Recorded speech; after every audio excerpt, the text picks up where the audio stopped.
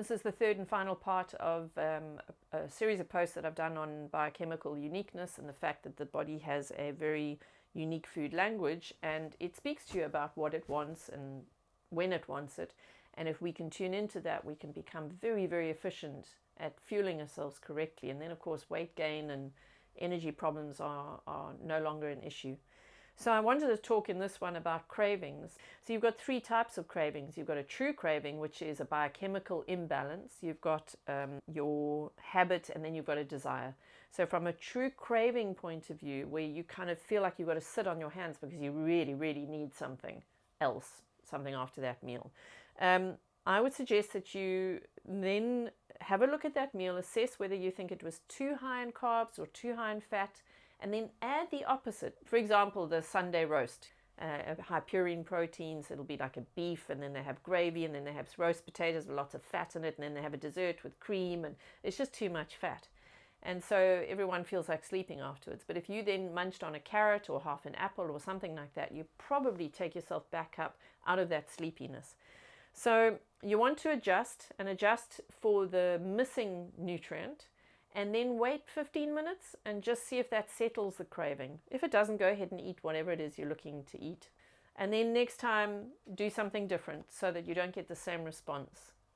Assess the meal, play around with the variables, play around with the carb, protein, or fat, and see if you can adjust it until you get that mix right. If you've done your adjustment and you still have the carb craving and you don't want to eat the carb thing, just go and brush your teeth, because often that just switches the brain into, oh, it's bedtime. And then it sort of shuts down any more need for food. So give that a try. It's a good tactic.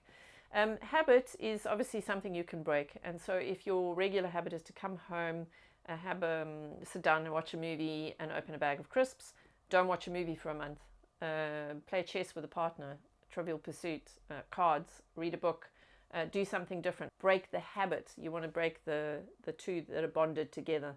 And then you can always go back to watching movies, but then that habit is broken and you can bring in a different habit. So a habit is something you break.